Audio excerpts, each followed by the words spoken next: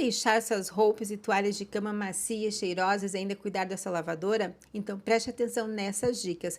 Use sempre sabão líquido, porque sabão em pó deixa resíduos que se acumulam dentro da máquina e com o tempo prejudica a lavagem e a própria lavadora. Para manchas difíceis e também para eliminar odores, use percarbonato de sódio. Ele pode ser usado inclusive em roupas coloridas, seguindo sempre a recomendação do fabricante. Uma opção que eu adoro, que substitui o amaciante, é o vinagre de álcool com algumas gotinhas de óleo essencial. Eu uso de lavanda. O vinagre ajuda no enxágue, deixa as fibras leves, enquanto a lavanda deixa aquele perfume gostoso.